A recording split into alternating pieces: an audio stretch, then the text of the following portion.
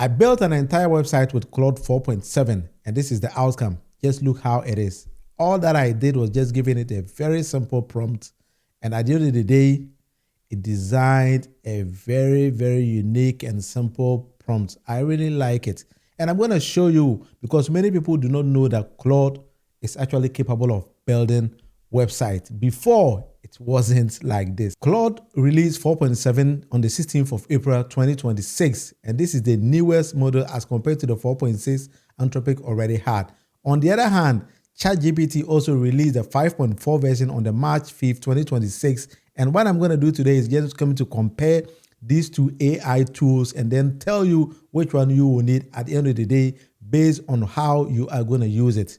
I've already shown you the website that I built with Claude just today when they release these new versions. So now what I'm going to do is these two tools have their similarities and differences, and you will need to do whatever you have to do with it based on what you are going to use it for. OpenAI 5.4 is a unified model. It absorbs GPT 5.3 coders, the specialized coding model, into the main line. One model that does coding, reasoning, computer usage, knowledge work, they are actually saying they are actually simplifying it. Anthropic's pitch is narrow. Opus 4.7 is a coding and agent upgrade first, knowledge work second. They are explicit that Opus 4.7 doesn't sweep every leaderboard. Their more capable model, internally called Mythos Preview, is limited to enterprise partners, and it's what they say is still not yet out. So already the two companies are betting on different things. Opus AI wants one model to rule them all. Anthropic wants to win the task developers spend money on. That is why in today's video, I'm going to show you these kind of two tools, and then at the end of the day, you tell me which one you actually want in the comment section. Let's see how they play out in the benchmark. Round one, I'm going to name it on rounds, agents and computer usage. This is the category that reshapes the entire AI market. I know you believe in me that AI is all about agents and then computer usage. So what does all these kind of things do? It takes screenshots, issue mounts, and then keyboard commands. It accepts all these kind of things. So completing real tasks in real applications. GPT 5.4 hits 75%. The human experts base on this benchmark is 72.4. That is what GPT 5.4 is, the first frontier model to cross this kind of line. That's a genuinely big deal. For the first time, there is a general purpose model that can operate a desktop better than a trained human on average task. OpenAI invested deeply in the 5.3 and then it hit the 64%, and 5.4 jumped 11 points in one release. So on pure autonomous desk control, 5.4 wins here. There's none that comes close to it. And I'm telling you, Claude doesn't come close to it. But let's switch the benchmark to multi-tool orchestration. MCP Atlas measures how well a model route works across dozens of tools in a single workflow. Opus 4.7 leads here, that is the truth, and it's Anthropic's strongest competitive results in the whole benchmark table. For agent builders connecting to multiple systems, Gmail, Slack, Notion, databases all at once, Opus 4.7 is better orchestrator here, and it means it wins straight away. On financial agents, this is multi-step financial analysis based building models, producing deliverables. Opus 4.7 sits at 64.4%, state of art at release, meaning it is so supersonic and super fast. And Anthropic's real headline isn't any one benchmark. They say Opus 4.7 delivers a 14% improvement on complex multi-step workflow while using fewer tokens, and this one matters, producing a third of the tool error of the previous model. So let's analyze all these kind of things. The enterprise companies tested it and reported a 56% reduction in model calls on their evaluation. Fewer round trips, fewer mistakes, meaning the 4.7 is also good here. That's one loss to mention. browse comp agent web browser, actually soften slightly versions of Opus 4.6. Anthropic acknowledges this by themselves. If your agent's main job is browsing the open web, GPT 5.4 is probably the best to pick here. Let's go to round 2. Pure reasoning and professional knowledge work. That is something we need to hit here because many of us use our AI agents on pure reasoning and professional work. GPQA Diamond graduate level science question. Opus 4.7 scores 94.2.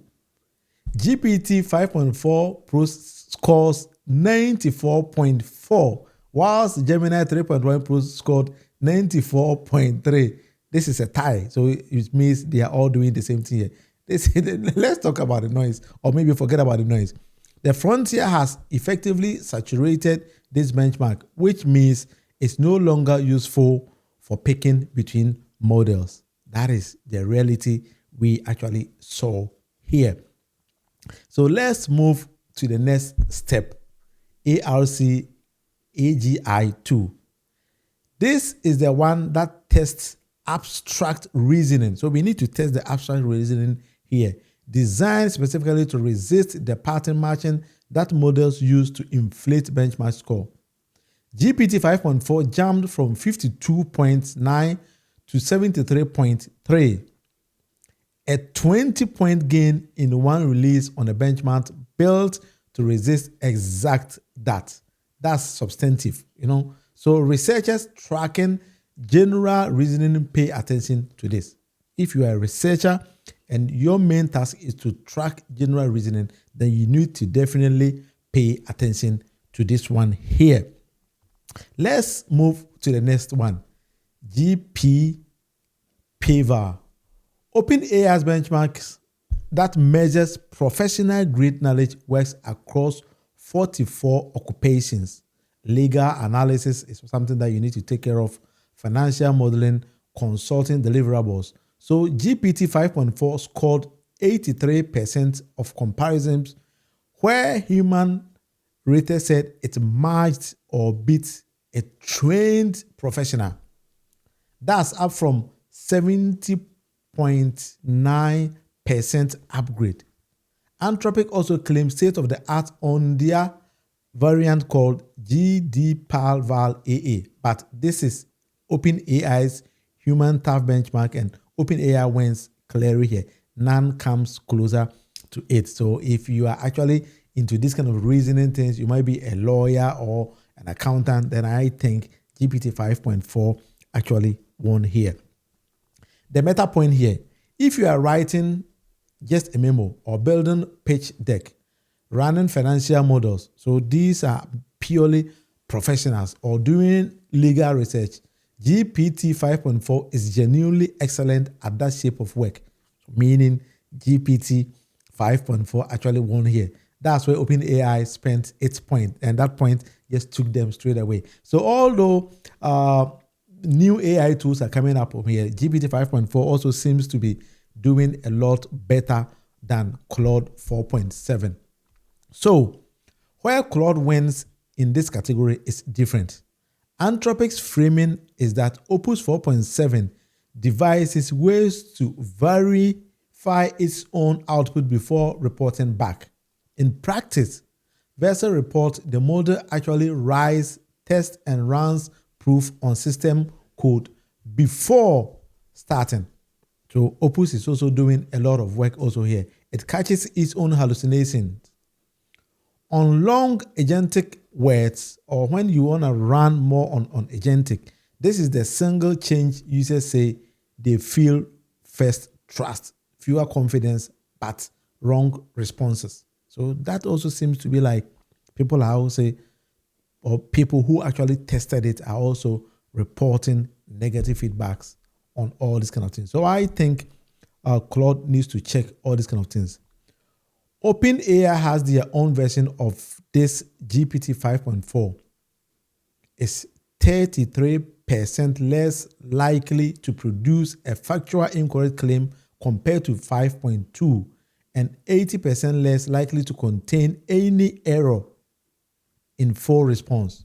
Both companies are chasing same problem, hallucinations from different directions or different locations. So it depends on the task ahead of you and what you actually want is to do.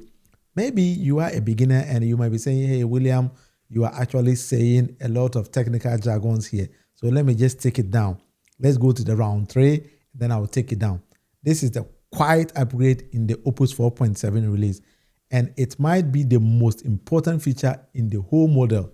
That is something I think many people are actually searching around when you want to do a very simple and very easy task with these kind of things. The Opus 4.7 now accepts images up to 2,576 pixels on the long edge. That's roughly 3.75 megapixels. The previous Claude topped out at about 1.15, so 3 times the pixels. As I indicated already, I built a very unique website with this kind of tool just today. So I believe when you have all these kind of tools at your fingertips, you can actually do a whole lot of things.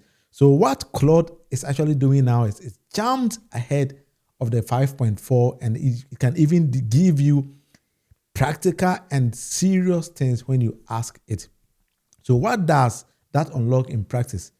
Agents that read actual tenses, screenshots without losing text, document extraction from forms at fully fidelity, design markups where the model can see the 8-pixel details instead of approximating it, financial dashboard with small numbers, technical diagrams, all of it now comes through the real resolution.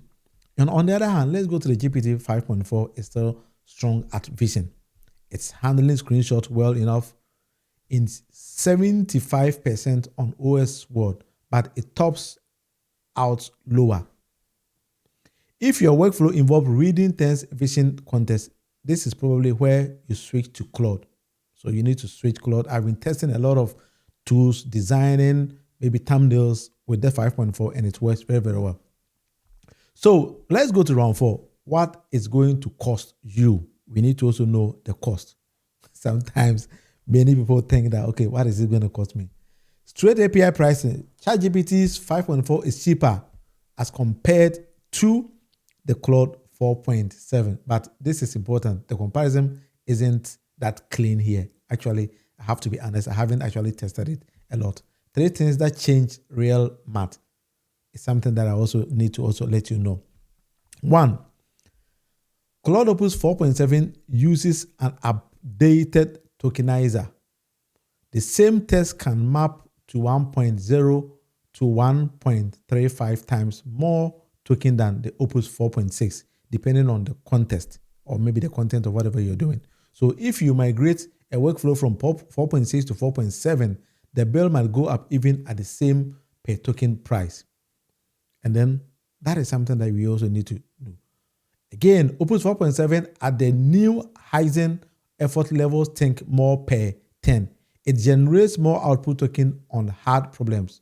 The good news is that reasoning is what drives the benchmark again. The bad news, more output token means a higher bill. So I tested it and it actually cost a lot. That is the honest truth. Point 3. And this casts the other directions. Opus 4.7 produces a third of the 2 errors of Opus 4.6 and Box measures a 57% reduction in models calls on their workflow, fewer retries, fewer round trips. Your effort cost per task can drop even if your token price stays the same. So the GPT is 50% cheaper as compared to the 4.7. That is the truth. So it depends on what you want to do. If you have to benchmark your own workflow, there is no universal answer. That I cannot give you that particular answer on this particular video. On contest window, they are tied both at 1 million tokens. Both have 128,000 output limits. Both charges premium rates above roughly 200k tokens per request. So contest isn't a differentiator anymore. So practically, which one do you actually pay for? That is the question that I think you might be asking. If you are a developer an agent builder, if you use Cursor or Claude Code or any ADI integration, if you review diagrams at high fidelity, Claude Opus 4.7 is the current default. If you automate work, if you are building desktop automations, running coders, doing professional knowledge work in finances or consulting or legal, GPT 5.4 is probably the better pick. That is also a win for GPT 5.4. So as I have already indicated, all the two have their differences, their similarities, and these are things you need to do. And if you care about the best output, honestly, use both. That's a realistic answer for most serious teams in 2026. Root coding and orchestration to Claude, root desktop automation and knowledge work for GPT. Keep an eye on which models wins your specific benchmark. No single model sweep the more best. So let me just go back and then show you the website that I actually built with Claude AI. That is the latest one that I just designed just today. This is how it looks like. Very simple landing page. Somebody might call it a website or a landing page. I just gave it a prompt, very, very easy prompt. And this is what it's actually designed. And I think I like it, as I already indicated. And it's also very, very responsive. When you click on it, it works very, very well. Everything works over here. I just gave it my picture and then it actually did everything for me. So you look at how it works, and it's also mobile friendly. And to be honest, this is the first time I'm actually seeing Claude actually design this particular website. Previously, I used to use other tools in designing websites, and I believe henceforth I'll use Claude 4.7 in designing my website.